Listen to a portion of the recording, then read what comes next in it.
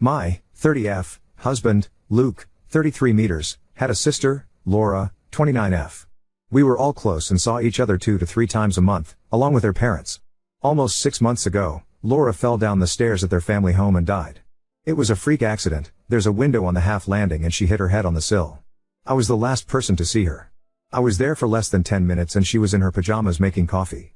I didn't even stay for a drink, and I struggle with how such a brief and meaningless interaction could have been her last. She deserves so much more.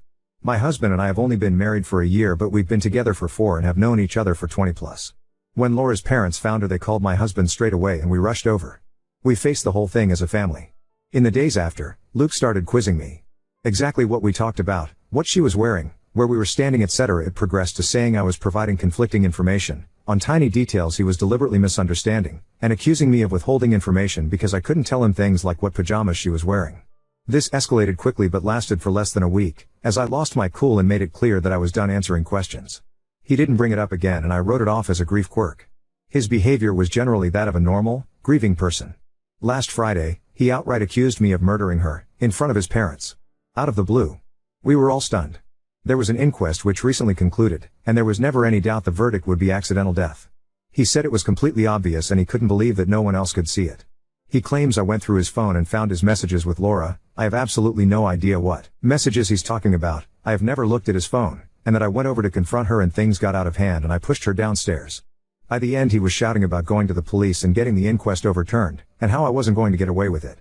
Let me be clear, Laura and I had a great relationship. We all did. I have no idea where this has come from, other than these messages I haven't seen, and even then, I don't think there's anything I could ever see on someone's phone that would drive me to murder. It's just ridiculous. He's been with his parents since this happened and will not talk to me at all. I've had some contact with his mom, but she's not being very communicative. The last I heard, she didn't know what messages he was referring to either. I am still completely stunned and I have no idea how to proceed. I made a commitment to be there for him always, and I understand that grief can manifest in strange ways, but part of me feels like my love for him died the second he called me a murderer, and I don't know how we could possibly work through this. I also really don't want to be thought of in this way, and I have no idea if he has said anything to people we know. I obviously haven't. A brain tumor or psychotic break has crossed my mind and I suggested it to his mother, and she just said she'll talk to him. Other than the questions before, he hasn't been acting odd. Obviously he's been grieving, but he seemed sane and sensible other than this. I feel like I'm going mad. Does anyone have any advice at all? TL, doctor, my husband's sister died in a horrible accident, and my husband, for absolutely no reason other than some mystery messages, thinks I murdered her. Edit, it has come to my attention that I accidentally used Laura's real name once in this post. Can I kindly ask that anyone who commented who is, real name? Delete their comment, as I really don't want this to bleed into my real life. For obvious reasons. Oop, I was interviewed by the coroner's office after her death as I was the last person to see her. She died about 3 hours after I saw her, and I'd been to the supermarket and was home by that point. It's all verifiable and was a recorded interview. I haven't spoken to anyone but his mother, and that's only been over messages. She's never been a big texter, but she has seemed very cagey over the past few days. I don't know if this means she's seen the messages. I've asked and been ignored. Oop, I'm feeling so freaked out at the idea that he came up with this almost immediately after her death, and has either been sitting on it or planning his confrontation, that I'm basically trying to dissect the past 6 months. Maybe it's time I start writing things down. Right until it happened, things felt very normal. Obviously her death has been felt deeply by all of us and things aren't anything like they were, but there have been no signs of anything like this, even on the day. I'm in a bizarre and complex situation with my husband. I have broken the law, and I feel I have no choice but to do so again for my safety. I don't know what type of solicitor I need or what the next steps should look like. We're in England, and I'll try not to editorialize too much. My husband's sister died suddenly at the start of the year. Her death was an accident and there was no suggestion to the contrary. The inquest was recently concluded and a verdict of accidental death returned. I was the last person to see her, but her time of death, which was almost immediate due to her injury, was confirmed to be hours after I had left the house. All of this was verified at the time. In the immediate aftermath, my husband behaved strangely and kept trying to trip up my story of the last time we saw each other, which was a brief interaction.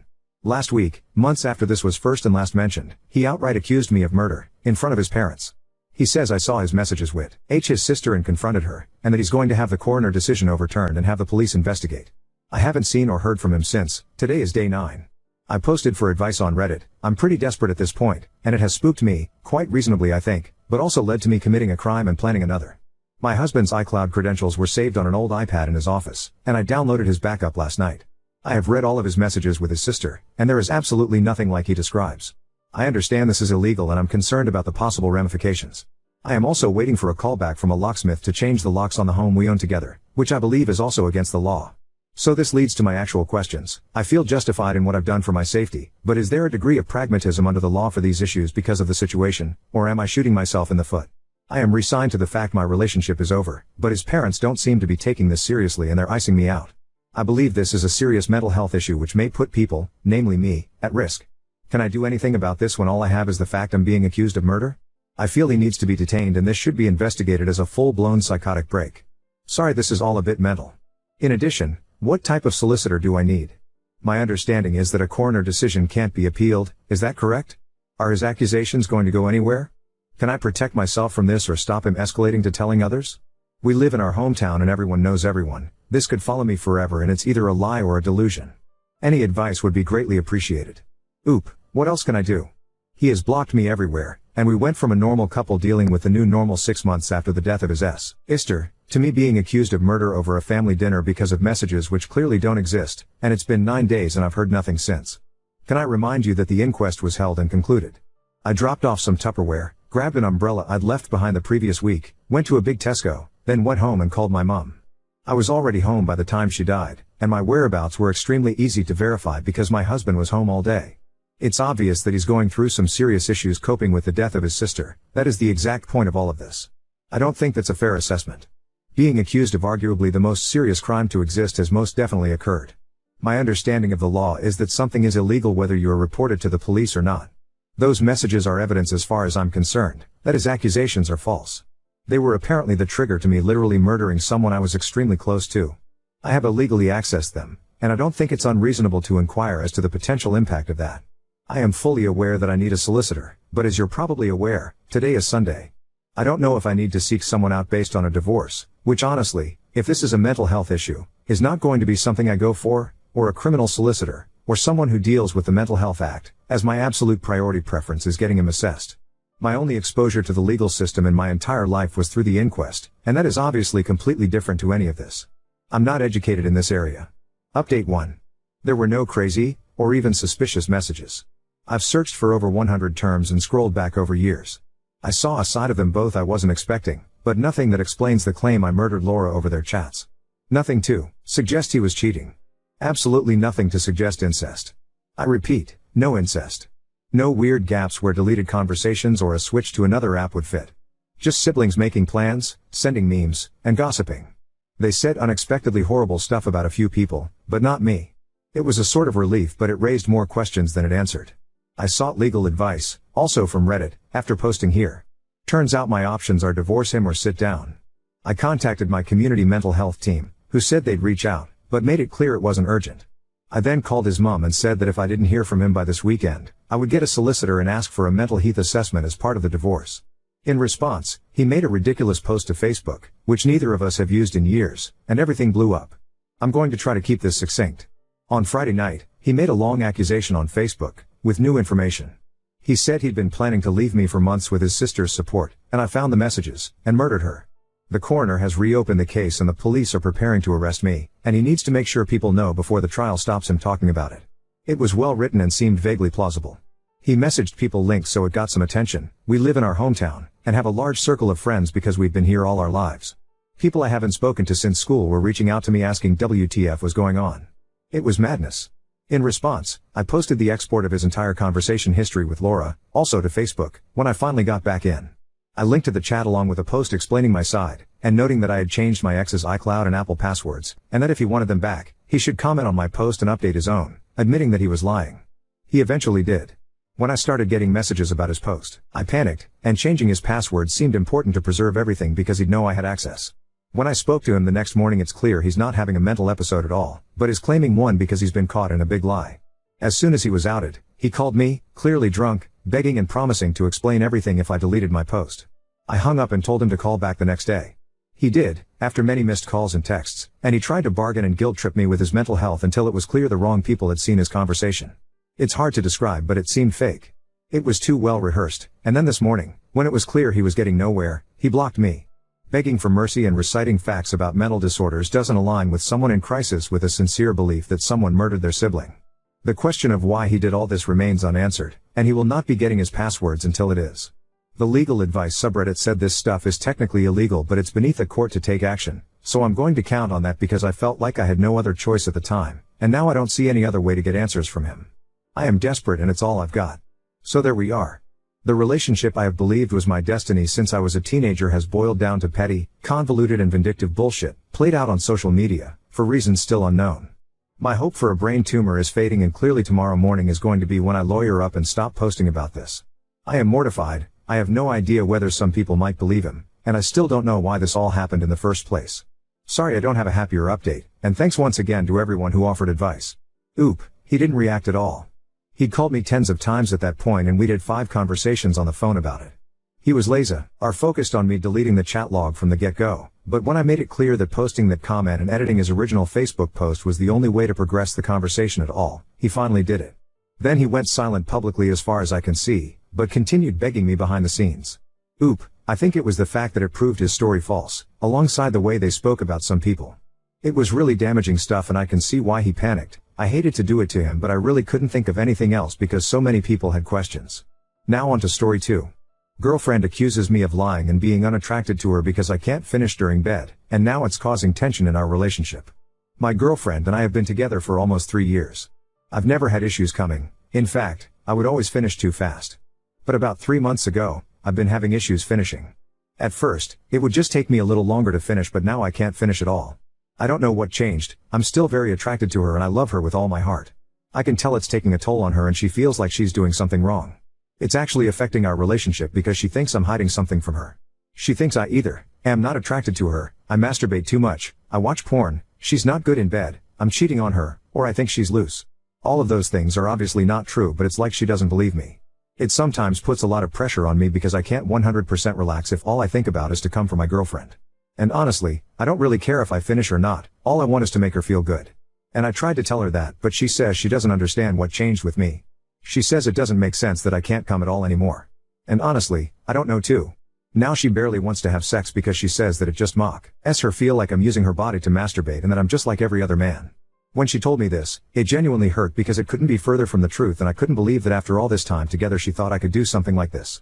I don't know what to do. Every time I try to talk about it, she shuts me down because she thinks I'm lying to her. We ended up having a real fight about this the other day and she ended up crying saying that I don't think she's pretty and she stormed out.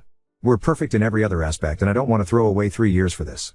I can understand how she feels from her perspective, that's why I'm asking, how can I make her believe that I truly don't know what's going on with me? Has any other man dealt with something like this? Update 2.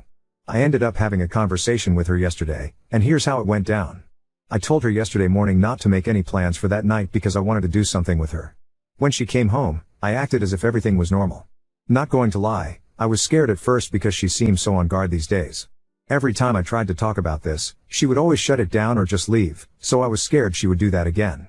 I read some comments saying not to bring up her physical appearance because it could be seen as a win in her eyes, so I really tried not to do that.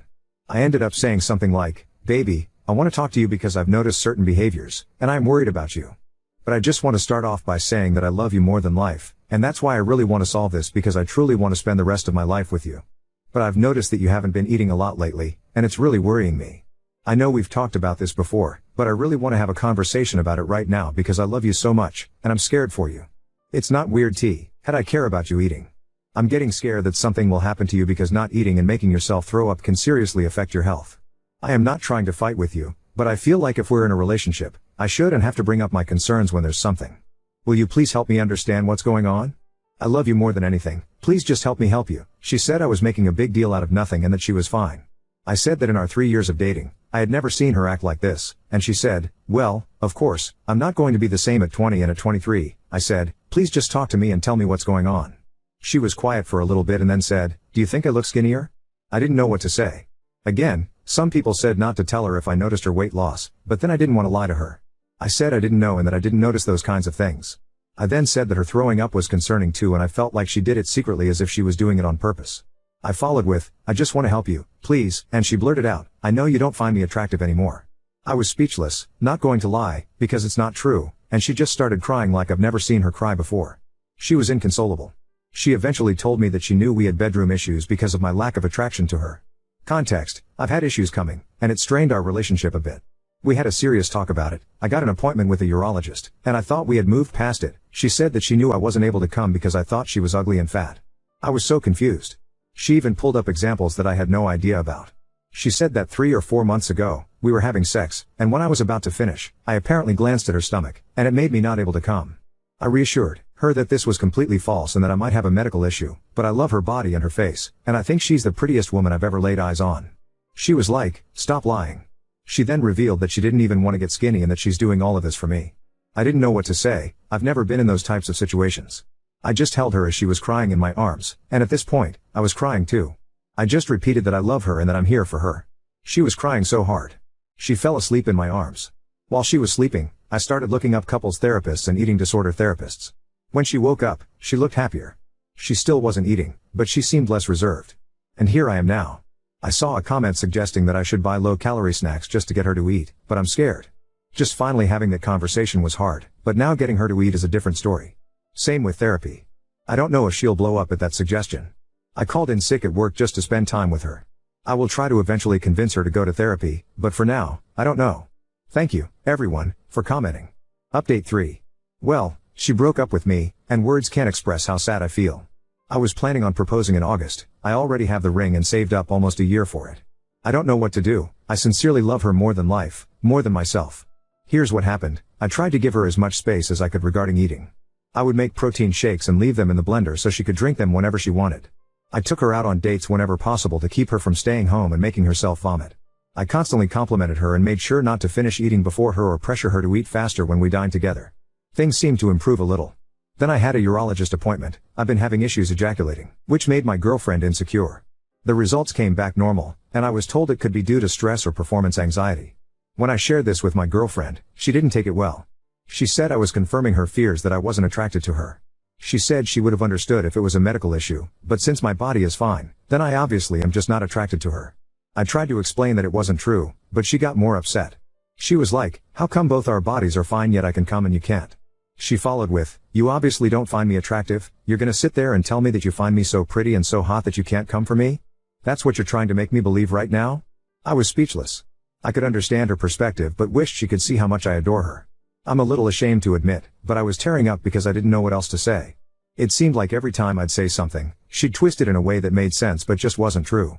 She accused me of trying to manipulate her with my tears and stormed out. I cried for a while and then went for a drive to clear my mind.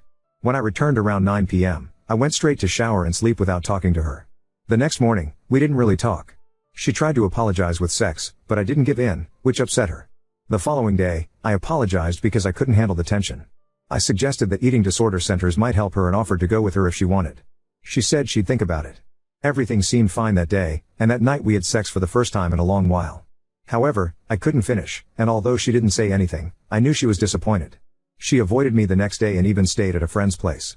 2 days later, she told me that our relationship was the source of her body image issues, even though she's told me that she struggled with body image issues in her teens. She said she couldn't see herself getting better while staying with me. She said she knew she was sick and needed help but she had to do it alone. I said she didn't have to, and to tell me what to do and I'll do it, and she said no. I told her I couldn't see myself with anyone else, and I know she feels the same way, and she said she's tired of feeling insecure and the relationship makes her feel insecure. I know she's sick and it's making her think that way, but it's so unfair. I've never cried so hard in my life. I was literally begging her to just think about it before making it official, but she said no. I'm letting her stay at our apartment while I'm staying with a friend because I can't stand being in there without her. I don't know where I went wrong. I tried so hard to be patient, understanding, you name it.